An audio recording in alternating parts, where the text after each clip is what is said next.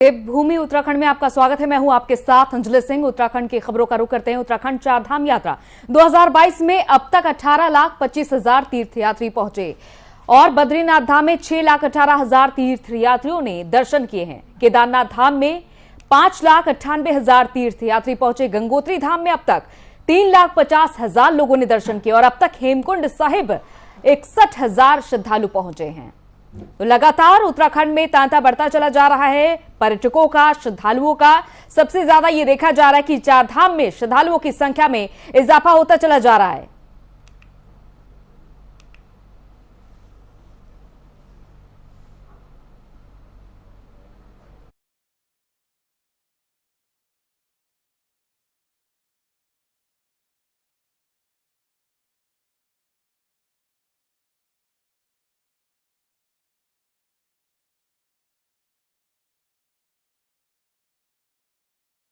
तो जहां एक तरफ चारधाम यात्रा में श्रद्धालुओं की संख्या बढ़ रही थी, तो वहीं ऑनलाइन पंजीकरण बंद कर दिया गया है। चारधाम यात्रा के लिए अगले 10 दिनों के लिए ऑनलाइन पंजीकरण फुल हो चुका है। केदारनाथ धाम के लिए 20 जून के बाद पंजीकरण का स्लॉट मिलेगा। यात्रा के 1 महीने बाद ऑफलाइन पंजीकरण के लिए स्थिति सामान्य हुई है और अब तक 30 लाख तीर्थयात्री पंजीकरण करा चुके हैं। तो चारधाम समेत हेमकुंड साहिब में 18,25,000 से ज्यादा श्रद्धालुओं ने दर्शन किए।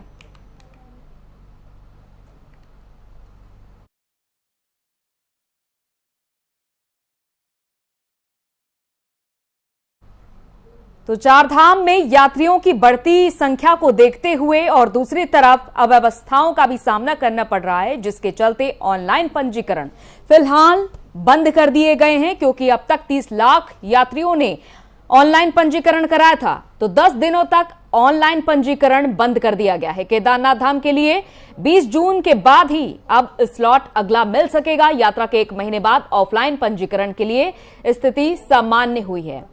अब तक जहां 30 लाख तीर्थयात्री पंजीकरण करा चुके हैं, हेमकुंड साहिब में 18,25,000 से ज्यादा श्रद्धालुओं ने दर्शन किए।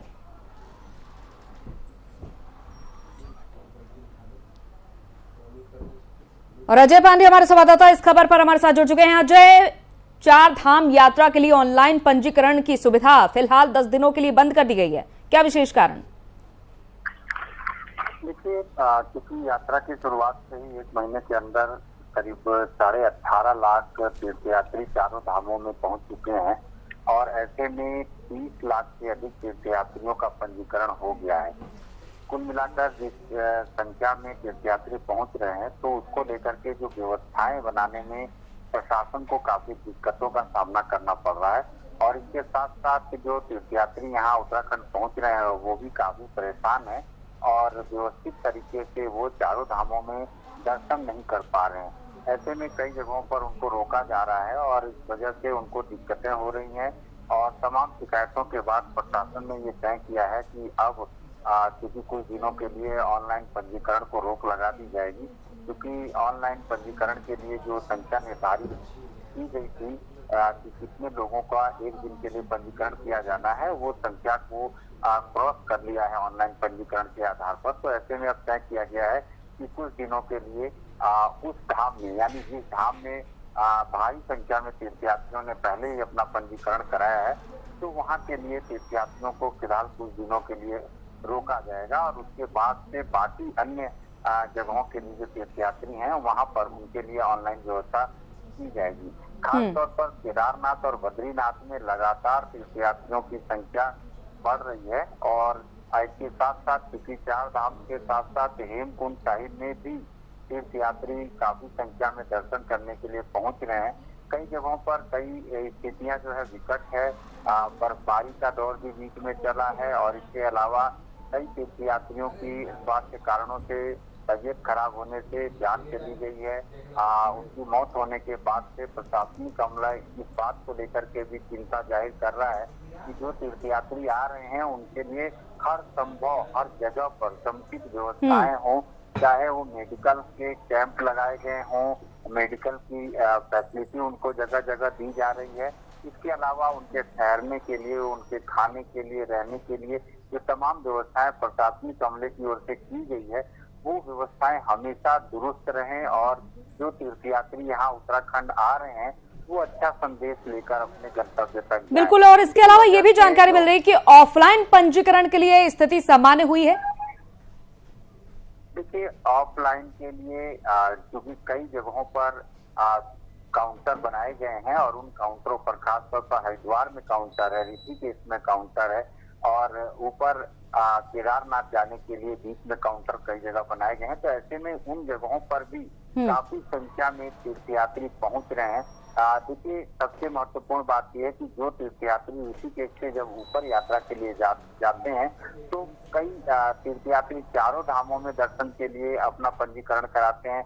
कई तीर्थयात्री 2 धाम के लिए ही पंजीकरण कराते हैं, कई तीर्थयात्री 3 धाम के लिए पंजीकरण कराते हैं। तो ऐसे में कई जगहों पर उनको परेशानियों का सामना करना पड़ता है और जो ऑफलाइन जो पंजीकरण है उसके लिए एक लंबी प्रक्रिया चल रही है, एक लंबी लाइन भी लगी हुई है। तो ऐसे में बहुत सारे तीर्थयात्री 3-3, 4-4 दिन तक ऋषिकेश में ठहर रहे हैं, हरिद्वार में ठहर रहे हैं, तो उनको तमाम परेशानी वहां पर भी हो रही है। तो प्रशासन की ओर से ये कोशिश की जा रही है कि अधिकांश तीर्थयात्रियों का जो पंजीकरण हो वो ऑनलाइन ही पंजीकरण हो, ताकि जो तीर्थयात्री जिस स्लॉट के आधार पर उनको स्लॉट निर्धारित किया गया उसी आधार पर उत्तराखंड के लिए आए और तय समय सीमा के अंदर ही वो यहाँ पर दर्शन करके आसानी से अपने गंतव्य यानी अपने घर की ओर चले जाएं। ऐसे में अगर वो बीच में आते हैं और लंबी लंबी लाइनों में खड़े रहते हैं, उनका दर्शन करने का समय नहीं उनको मिल पा रहा है, तो ऐसे में बीच में जो उनको परेशानी हो रही है, तो उसको लेकर के मुख्यमंत्री पुष्कर सिंह धामी ने अधिकारियों को ये कहा है कि कोशिश ये की जाए कि फिलहाल अभी ऑफलाइन काउंटर को भी एक सीमित संख्या में ही सुचारू किया जाए। अधिकांश जो तीर्थयात्री यहाँ पर आ रहे हैं सबको ये बताया जाए कि जो चारों धामों की यात्रा है वो 1 महीने 2 महीने के लिए नहीं है, बल्कि ये यात्रा कई महीनों के लिए तय की गई है, यानी कि 6 महीने तक ये यात्रा जारी रहती है। बिल्कुल, और 6 महीने के इस वक्त के दौरान, इस अंतराल के दौरान सब कुछ व्यवस्थित भी करना है सरकार को। बहुत बहुत शुक्रिया अजय तमाम जानकारी के लिए।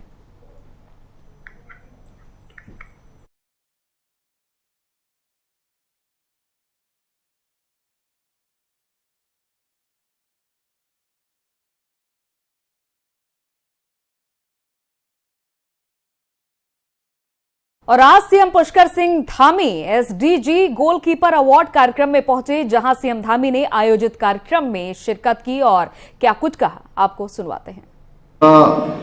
ये प्रोत्साहन और उत्साहवर्धन हम लोगों ने इसलिए किया है कि जितनी तेजी से अभी तक आप काम कर रहे थे, अब और तेजी से काम करें और ऊर्जा के साथ काम करें और उत्साह के साथ काम करें और उमंग आपके उसमें आए।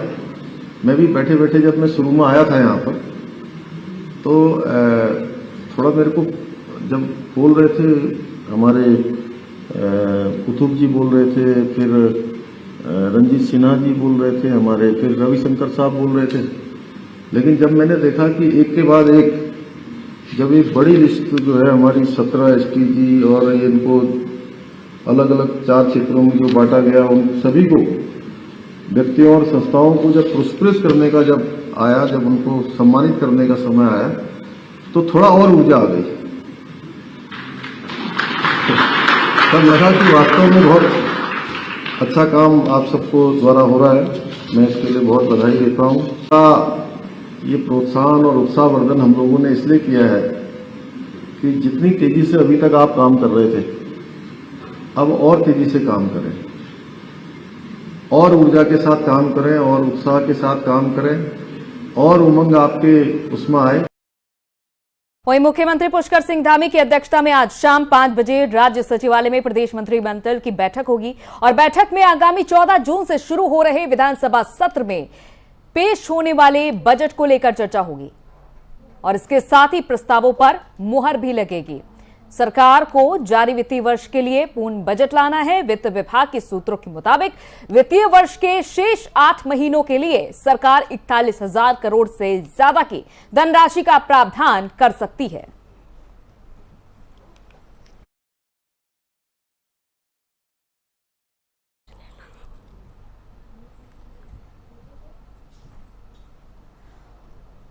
और अजय पांडे हमारे संवाददाता इस खबर पर जुड़ चुके हैं। अजय, 14 जून से बजट सत्र की शुरुआत होने जा रही है, क्या प्रमुख जानकारी बजट सत्र को लेकर? देखिए, 14 जून से उत्तराखंड विधानसभा का बजट सत्र शुरू हो रहा है और उस बजट सत्र में उत्तराखंड के लिए अगले 8 महीने के लिए बजट का क्या प्रावधान रखा जाएगा, इसको लेकर के आज जो मंत्रिमंडल की बैठक हो रही है मुख्यमंत्री पुष्कर सिंह धामी की अध्यक्षता में सचिवालय में, उसमें अंतिम मुहर लगने की संभावना जताई जा रही है, क्योंकि ये बैठक शाम को 5 बजे सचिवालय में होगी और इस बैठक में बजट सत्र के अलावा कई अन्य महत्वपूर्ण विषयों पर चर्चा की जाएगी और मंत्रिमंडल की उस पर मुहर लगेगी। क्योंकि मार्च महीने में जब नई सरकार बनी थी तो उस समय विधानसभा का में लेखानुदान पेश किया गया था और 4 महीने का लेखानुदान पेश किया गया था।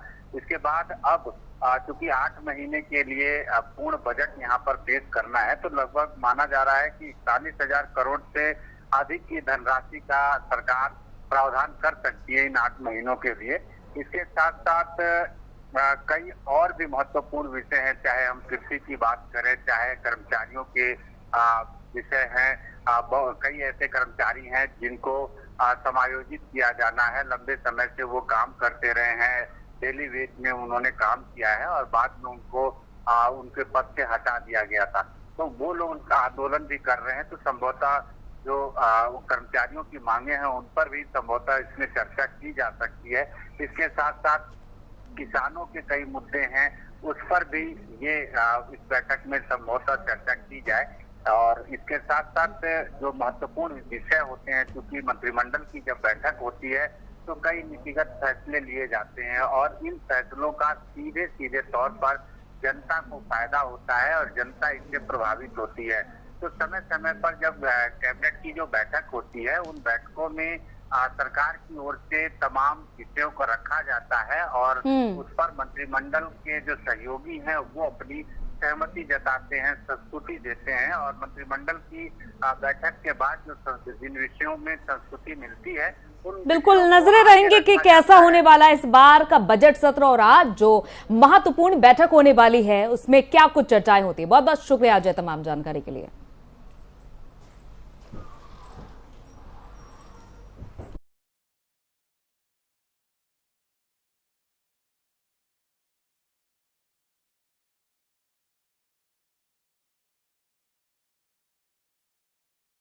और मुनस्यारी के फुटबॉल खिलाड़ी हेमराज जौहरी के कॉर्नर किक का एक वीडियो लगातार सोशल मीडिया पर वायरल हो रहा है, जिसकी काफी तारीफ भी की जा रही है। और इसी कड़ी में उत्तराखंड के सीएम धामी ने भी हेमराज जौहरी के कॉर्नर किक को गोल में बदलने का वीडियो ट्वीट कर उनकी तारीफ की है और साथ ही उज्जवल भविष्य की शुभकामनाएं भी दी हैं। मुख्यमंत्री पुष्कर सिंह धामी ने ट्वीट कर लिखा कि उत्तराखंड राज्य में युवा प्रतिभा की कोई कमी नहीं है। सीमांत क्षेत्र मुनस्यारी के फुटबॉल खिलाड़ी हेमराज जौहरी इसका प्रत्यक्ष उदाहरण है।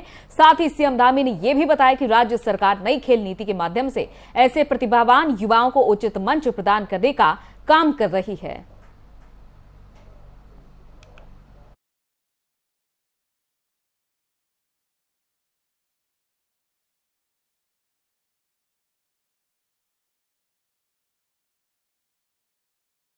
वहीं हरिद्वार में अन्नदाता किसान यूनियन के बैनर तले चल रहे 3 दिवसीय किसान सम्मेलन का आज समापन किया गया और इस सम्मेलन में पूरे देश से किसान पहुंचे। सम्मेलन में किसानों ने केंद्रीय और राज्य सरकार को ज्ञापन के जरिए होने वाली कई समस्याओं से अवगत भी कराया। अन्नदाता किसान यूनियन के राष्ट्रीय अध्यक्ष गुरुमुख सिंह का कहना है कि केंद्र सरकार ने कहा था कि जल्द ही एमएसपी का कानून लाया जाएगा, मगर आज तक कानून को लेकर कोई कमेटी नहीं बनाई गई है। वहीं किसान सम्मेलन में किसानों ने मांग रखी कि हरिद्वार में चलने वाली पैसेंजर ट्रेनों को चलाया जाए, जिससे हरिद्वार में यात्री आ सके और इन ट्रेनों में महिला और बुजुर्गों के लिए अलग से व्यवस्था की जाए। साथ ही किसानों की जो बिजली के बिल हैं उसको भी माफ किया जाए, जिसके लिए किसानों ने जिलाधिकारी को ज्ञापन भी सौंपा।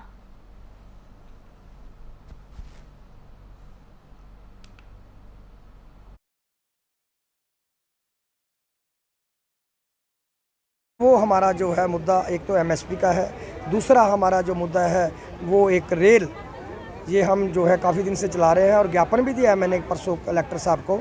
उसके अंदर हमने यही लिखा था कि जो ट्रेन पैसेंजर ट्रेन है, गंगा मैया पे स्नान करने के लिए लोग आते हैं आपने देखा होगा, आपके माध्यम से, पत्रकारों के माध्यम से भाइयों से कह रहा हूँ कि पहले यहाँ पैर रखने की जगह नहीं होती थी कोरोना काल से पहले, और आज वो पैसेंजर गाड़ियाँ नहीं चल रही, जनरल डिब्बे नहीं चल रहे, उसकी वजह से लोग आ पा नहीं रहे। तो मैं सरकार से अनुरोध भी करता हूँ कि इसको जल्द से जल्द ट्रेनें चलाई जाएँ और जनरल डिब्बे लगाए जाएँ। जो लेडीज़ के एक लेडीज़ डब्बा भी उन्होंने वो भी काट रखा है। दूसरी बात, जो बुढ़ापे का जो हमारे को कंसेशन मिलती थी वो भी सरकार ने काट दी गई है ऑल इंडिया के अंदर, वो भी लागू की जाए। ऐसा है सर जी, ये राष्ट्रीय सम्मेलन होता है हमारा अन्नदाता किसान यूनियन का।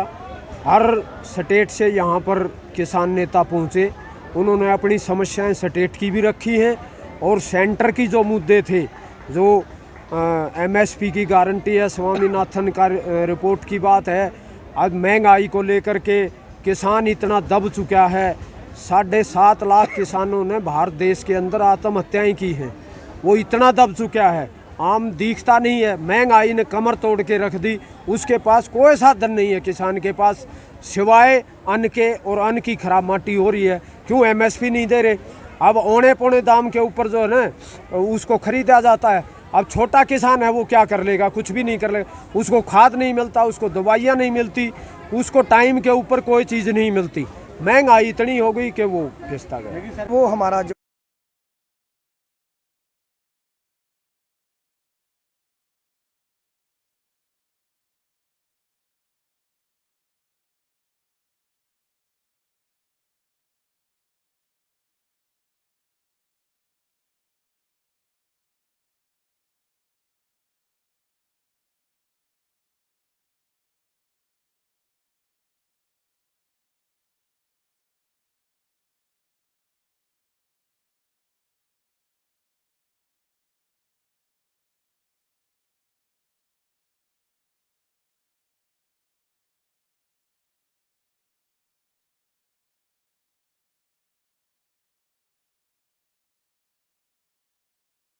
और 11 जून को नीति घाटी के मलारी गांव में विधिक साक्षरता जागरूकता कार्यक्रम और छात्र छात्राओं के बीच निबंध, पेंटिंग, पोस्टर, स्लोगन प्रतियोगिता का आयोजन किया जाएगा। जिला विधिक सेवा प्राधिकरण के सिविल जज सचिव सिमरनजीत कौर ने बताया कि उत्तराखंड राज्य विधिक सेवा प्राधिकरण ने प्रेषित प्लान ऑफ एक्शन के अनुपालन में जनपद न्यायाधीश के निर्देशों के अनुसार आगामी 11 जून को मलारी गांव में विधिक साक्षरता जागरूकता कार्यक्रम का आयोजन किया, जिसमें छात्र छात्राओं के बीच निबंध, पेंटिंग, पोस्टर, स्लोगन प्रतियोगिता का आयोजन किया जाएगा।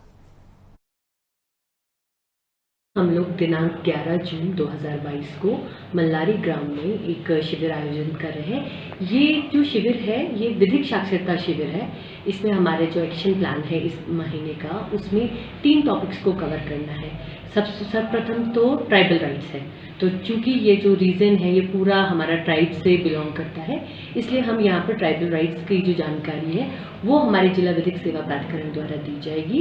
इसके इतर हमारा एक टॉपिक इलिसिट ट्रैफिकिंग और ड्रग अब्यूज़ पर है, जिसके लिए हमने हमारे जो यहाँ के सीओ साहब से हैं उनसे वार्तालाप की और उन्होंने हम लोगों को वो आश्वासन दिया है कि वो 1 जून का स्ट्रीट प्ले करता है। ये टोबैको के अगेंस्ट जो उनका एक ड्राइव चला था, उसके तहत जो स्ट्रीट प्लेज उनके द्वारा किए गए थे वो वहाँ पर किया जाएगा, जिससे लोग वहाँ जागरूक होंगे।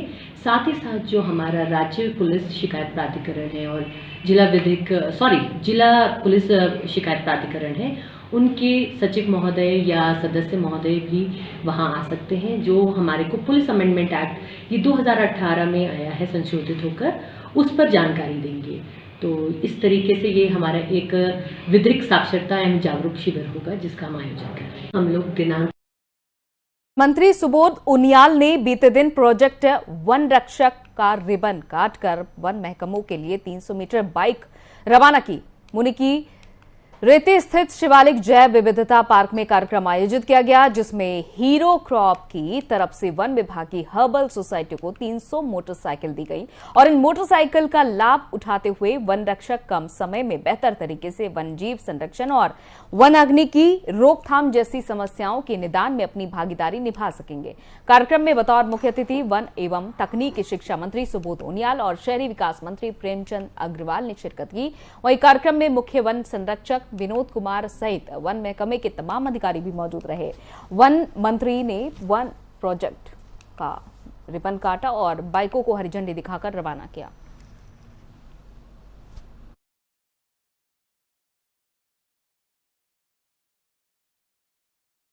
देखिए, ये मैं सबसे पहले 300 मोटरसाइकिल वन विभाग में वन रक्षकों को और बंदरोगाओं को, ताकि वो जंगल में जाकर जंगल की रक्षा भी कर सके और जो मानव वन्य जीव संघर्ष है उसको रोकने में भी सहायक होगा। और साथ साथ ये जो इसके कई फायदे हैं, वनों में माफिया कई बार आजकल कोशिश करते हैं वनों से दोहन करने की, इसके रोकने में सफलता मिलेगी। और देखिए, सबसे बड़ी बात है कि जो CSR फंड से ये हीरो मोटो कॉर्प ने जो दिया, मैं पूरी प्रदेश सरकार की ओर से और खासकर वन विभाग की ओर से हीरो मोटो कॉर्प का बहुत बहुत आभार प्रकट करता हूँ कि जिन्होंने अपने CSR मद से 300 मोटरसाइकिल दी हैं। में जिससे सहयोग आज मेरा अनुरोध है आपके चैनल के माध्यम से सभी पब्लिक सेक्टर की कंपनियों को, प्राइवेट सेक्टर की कंपनियों को, कि आगे आकर के उनको निश्चित रूप से उत्तराखंड राज्य में जिसकी पहचान ही पूरे देश में देवभूमि के रूप में और 72% क्षेत्र, हमारे राज्य का 72% से ज़्यादा क्षेत्र फॉरेस्ट से घिरा है, ऐसे में फॉरेस्ट को कैसे बचा करके हम जिस तरह हम पूरी दुनिया की सेवा कर रहे हैं। देखिए, चलिए इसी के साथ इस बुलेटिन में इतना ही, इजाजत दीजिए, नमस्कार।